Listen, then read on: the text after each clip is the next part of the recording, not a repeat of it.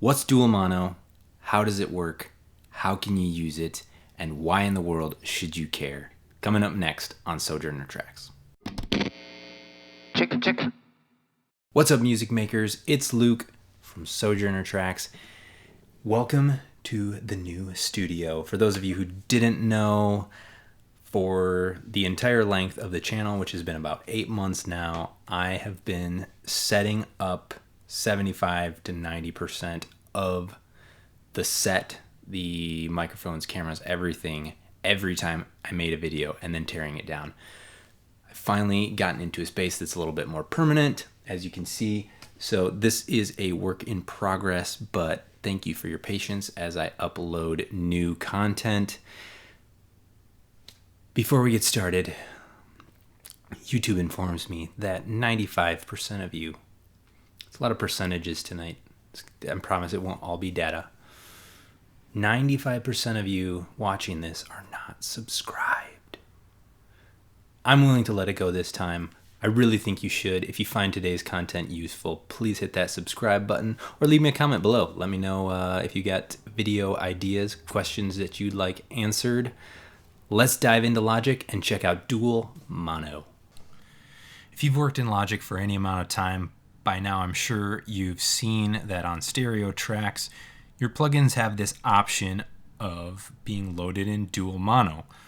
And all this really means is that while in stereo, you're applying the effect to left and right channels in equal amounts. What dual mono allows is for one set of settings on the left side and a different set of settings on the right. So you can imagine this opens up a lot of possibilities for widening out your sound, because the more you differentiate left and right, the wider the sound's going to get. I'm sure you can imagine there are a ton of ways, sky's the limit, that you can get creative with this. I'm just going to show you 3 that are kind of some go-tos of mine. I'd love to see what you guys do as well. Leave a comment below. But if we pull up the pitch shifter for the first one in dual mono on this vocal track, I'm going to show you how I like to use this as a vocal thickening or lead guitar, what have you. So if I set the left side, let's say down 14 cents, and then I set the right side up 14, 15 cents. Not important. I'm going to play this. I threw some scratch vocals on this song here that I was working on, so please forgive the raw nature, but you'll be able to hear the effect go in and out. Winters always come, but summers always go, and the ruts only get deeper in the road. It's the same old scales and arcade.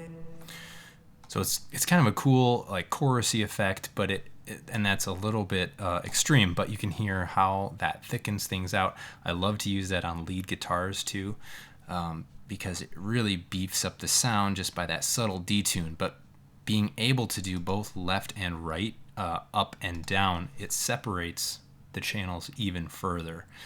Well, that's the first thing. The second thing I like to do is, we all love the stereo delay, do we not? But I actually like the sound of the tape delay more. So you can turn any delay into a stereo delay with dual mono. So I've loaded up tape delay in dual mono. In the left channel, we could do something like a little bit of a slap. And then in the right, maybe we'll stick with the quarter note. So let's play that. Years go by in the same set of clothes. Winters always come, but the summers always go, and the ruts only get deeper in the road. It's the same old scales and our bed. Super cool. As you can imagine, there's a lot of possibilities there, but just having something subtly different happening in left and right just brings it to life. Makes all of the width, the wide goodness start to take place.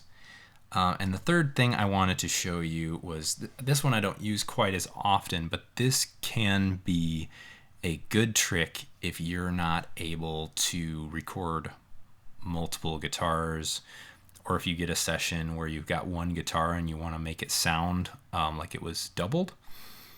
If we take something like this, and I'm just gonna reset these here.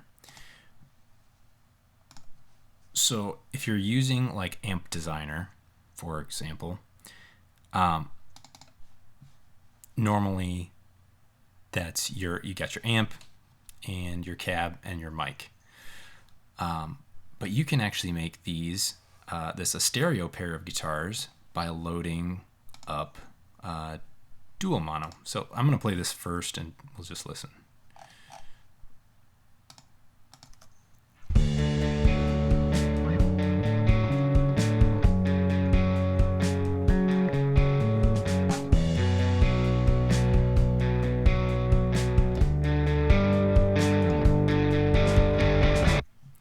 So if we loaded that up in dual mono,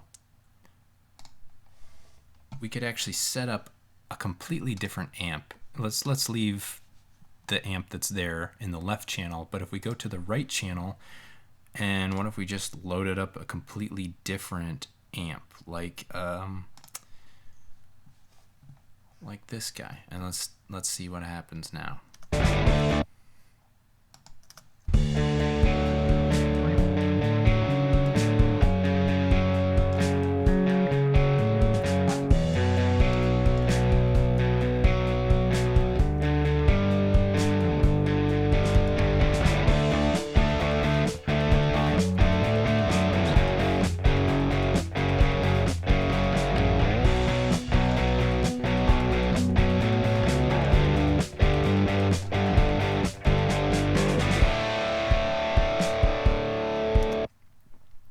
Pretty cool, right?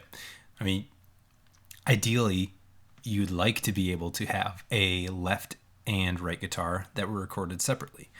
But in a situation where you have a mono guitar, instead of creating separate tracks and copy and pasting the audio, you could try something like that. One thing you do need to be aware of is checking something like that in mono to make sure you're not getting phase cancellation. But a lot of times when you're having different, especially a different amp setting in the left from the right, you should get enough play there to avoid that. That's going to do it for this episode. Thanks for sticking around to the end. I am sincerely grateful for everybody who's been subscribing, watching, supporting the channel. I'd love to meet you in the comments below. If you're new, let me know. And like I said before, please let me know if you have ideas, questions as you're working through Logic. I want to help you make better music. So until next time, I will see you later.